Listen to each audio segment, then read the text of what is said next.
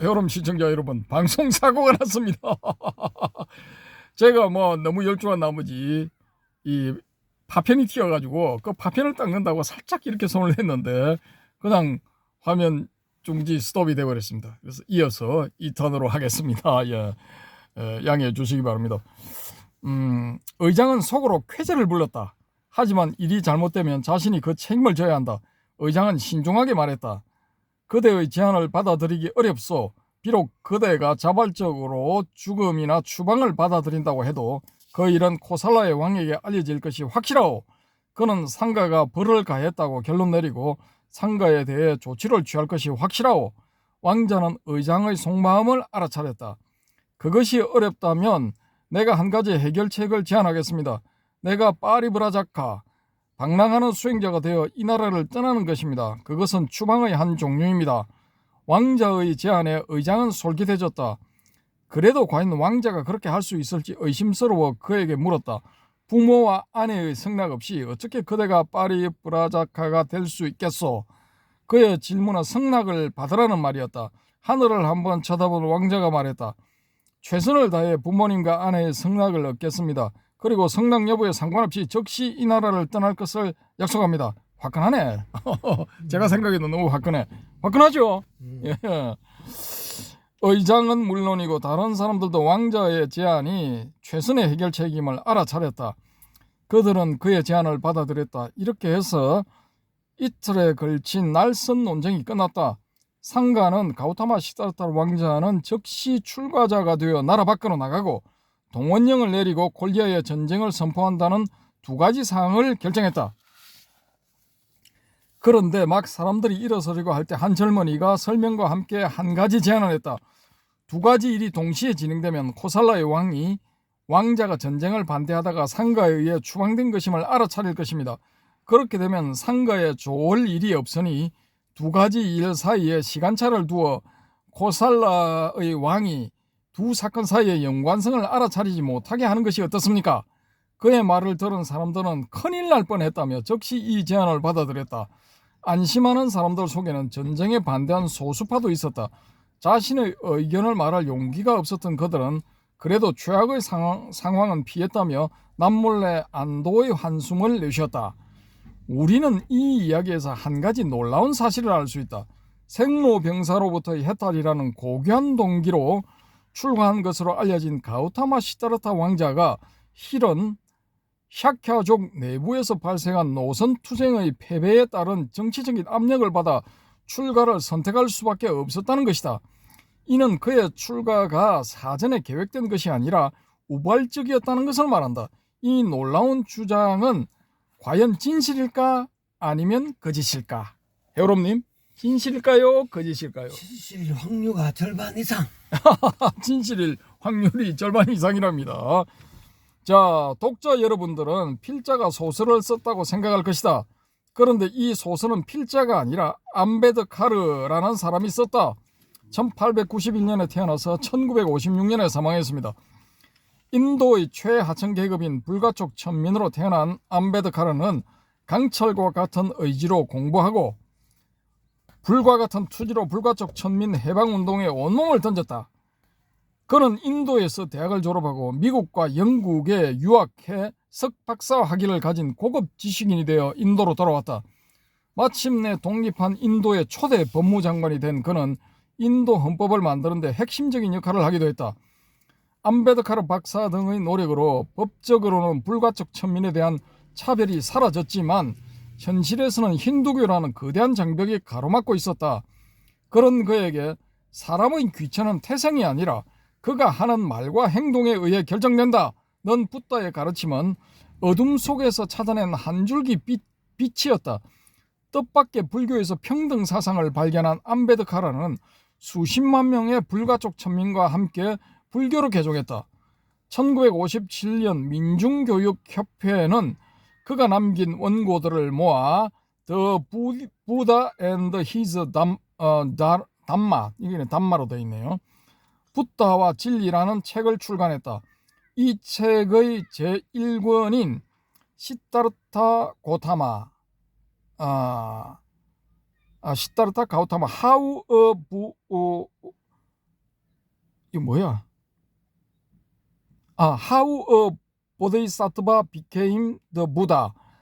가우타마 시타르타 보살은 어떻게 붓다가 되었나?에서 파트 1 From birth to 파리브라자카 첫째 부분 탄생에서 방랑하는 수행자까지의 14번 Conflict with the 상가와의 다툼 15 Offer of Exile 추방이라는 제안 16 파리브라자카 The Way Out 방랑하는 수행자 해결책에 해당되는 부분이 바로 독자 여러분이 앞에서 본 소설의 내용이다.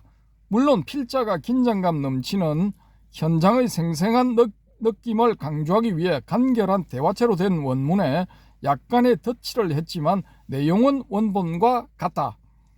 그렇다면 암베드카르는 왜 이런 소설을 썼을까? 소설은 작가가 하는 상상력의 산물이다. 이런 점에서는 그의 풍부한 상상력이 발휘된 것이 맞다. 그런데 법학은 물론이고 철학, 역사학, 정치학, 인류학, 사회학, 경제학 등을 두루 공부한 그가 아무런 근거도 없이 이런 추정을 했을까? 필자는 뭔가가 있었다고 본다. 하지만 이 점을 밝히는 것은 이 원고를 쓰는 필자가 의도하는 바가 아니기 때문에 다음 과제로 남겨둔다. 여하튼 가우타마 시타르타는 제가 여기 가우타마 시타르타라고 표기한 이유가 있어. 여러분님 뭐겠습니까? 황제하고 관련된. 그런 것도 있지만은 이거 초기불교 하시는 분들은 가우타마 시타르타라고 발음하면 경기를 일으켜. 그래. 고타마 시타타라고 이래 발음해야 돼. 이렇게 안 하면 쳐죽일 놈이 되는 거야. 진짜? 불경스러운 놈이 되는 거야. 와, 근데 이게 웃기는 게 너무 편집적이다. 이때 당시에 이 샤카모니 되기 전에 고타마 시타르타가 활동하고 이럴 때는 빨리어가 없었다니까. 그러니까. 그게 6, 7세기경에 만들어진 그런 용어라는 게 지배적이고 또 그보다 좀 빠르게 이야기하는 게 있는데 그것도 이거 누구야? 아쇼카 왕 뒤야. 그 뒤에 만들어진 언어라고 추정하는 게 있어요. 고빈드 찬드라 빤데 그 양반이 쓴 책 제가 내일 갖고 와가지고 그거 읽어드릴게. 그 부분 찾아놨어. 정신 차리세요 여러분. 그때는 고타마 시타타라고 부른 게 아니고 가우타마 시타르타라고 불렀다니까. 정신 차리라니까 제발 좀. 빨리어에 꽂혀가지고 세상이 어떻게 돌아가는지도 모르고 진실이 뭔지도 모르고 그렇게 오리야 길이야 헤매지 말라니까. 아무튼 그건 그렇고 여하튼 가우타마 시타르타는 29년 동안 정든 가족과 고향을 떠나게 됐다. 야, 초절정미인 마누라 3명하고 토끼 같은 새끼들 놔두고 가려면 이거 발걸음이 떨어졌겠습니까? 여러분님. 강가에서 머리를 밀고 사냥꾼과 옷을 바꿔 입고 나서 사방을 둘러보니 어디로 가야 할지 몰랐다. 돌아올 것이 정해져 있을 때는 느끼지 못한 막막함이 이제 막 세속을 떠난 방랑하는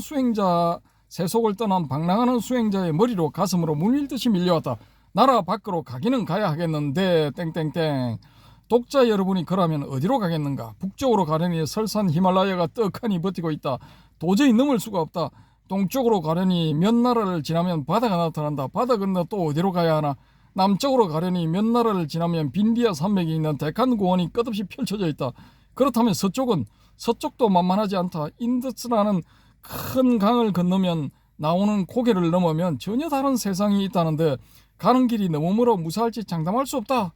게다가 오라는 곳도 없지 않은가? 결정차 오라는 곳이 없어. 가긴 가야 되는데 오라는 곳이 없어. 하지만 고민은 그래 오래 가지 않았다. 가우타마 시타르타 방랑하는 수행자는 새로운 삶을 위한 방향을 서쪽으로 잡았다. 서쪽으로 가면 카필라에서 가장 멀리 떨어질 수 있었다. 만약 코살라나 마가다와 같은 이웃나라에 있다가 왕에게 잡히면 그들은 반드시 자신을 이용해 카필라를 압박할 것이다. 그렇지 않다고 하더라도 자신의 동정인 상가의 의장을 비롯한 반대파들에게 알려지면 가족을 핍박하는 빌미가 될 수도 있다. 생각이 여기에 미치자 그는 조금의 망설임도 없이 카필라와 가족에게 해가 미치지 않는 길을 택했다. 조용하지만 침착한 발걸음을 내딛는 그의 눈앞에 봄날의 저녁 노을이 지고 있었다. 뭐 좀 이거 멜로 드라마 같습니까? 같답니다. 일반적으로 가우타마 시다르타는 출가자가 되어 동남쪽인 마가다국의 라자그리아 왕사성으로 갔다고 알려져 있다. 그가 순수하게 종교적인 목적으로 출가했다면 그렇게 움직였을 가능성이 매우 높다. 당시 인도 북부의 동쪽 지역, 즉 겐지스강의 하류 지역은 바라문과 대립하는 태도를 가진 자유사상가들이 많았기 때문이다. 하지만 암베드카르 박사가 제시하는 가우타마 시타르타의 출가 동기는 완전히 다르다. 그가 비록 방랑하는 수행자가 되었다고 하더라도 그것은 어디까지나 가족을 보호하기 위한 것이었다. 또 가족을 보호해야 하는 상황에 내몰린 것은 정치적인 상황 때문이었다. 따라서 그가 동쪽의 자유사상가들을 찾아가기보다는 가능한 한 카필라에서 멀리 떨어질 수 있는 방향으로 가는 것이 출가 동기와 도 맞아 떨어진다. 이에 필자는 당시 가우타마 시다르타는 가능하면 자신을 알아보는 사람이 없는 곳으로 가길 원했다고 본다. 당시에 그런 곳이라면 카이바르 고개 넘어 서쪽에 있는 페르시아다. 파키스탄과 아프가니스탄의 국경지대에 있는 카이바르 고갯길은 지금도 동과 서를 잇는 주요 통로인데 가우타마 시다르타의 시대에는 동서의 두 세계를 잇는 유일한 육로라고 할 수 있었다. 인도 아리안족을 비롯한 침입자들이 이 고개를 넘어 인도로 쏟아져 들어왔고 상인들 역시 이 고개를 넘어 다니며 무역에 종사했다. 1947년 8월 파키스탄이 종교적인 이유로 인도에서 독립하기 전에는 카이바르 고개가 인도와 서방 세계를 갈라주고 있었다. 그러니 지금부터 2500년 정도 전이라면 누구든지 육로를 이용해 인도에서 자취를 감추고 싶은 사람은 카이바르 고개를 넘어 서쪽으로 가야만 했던 것이다. 예, 이상입니다. 뭐 좀 그럴듯합니까, 여러분님? 매우 그렇다. 매우 그럴듯하답니다. 그럴듯 안 한데 하면 어쩔 거야. 그러니까. 그럴듯하다고 해야지. 아니 뭐 소설이라도 소설 실화 같은 다큐멘터리 같은 그런 느낌입니다. 그렇습니까? 예. 아무튼 뭐 이거 이 암베드카르 박사의 그 원문을 제가 다 읽고 좀 약간 각색을 해가지고 했고 마지막에는 또 제가 서쪽으로 갔을 것이다라는 추정, 요거 제가 한 겁니다, 제가. 그래서 왜 서쪽으로 가야 페르시아의 황제 가우타마가 탄생하는 겁니다. 그래서 그렇게 했고 다음 시간에는 제2장 황제 가우타마, 예, 기대해 주시길 바랍니다. 이상으로 뭐 한 꼭지로 하려 했는데 본의 아니게 두 꼭지가 되어버렸습니다. 죄송하게 생각하고 우리 헤어롬님이 좀 빨리 움직이셔야 되기 때문에 오늘은 막 약소하게 요 두 꼭지로 가름하는 걸로 하고 나중에 저녁답에 또 시간이 난다 그러면 한 꼭지 더 올리도록 하겠습니다. 감사합니다.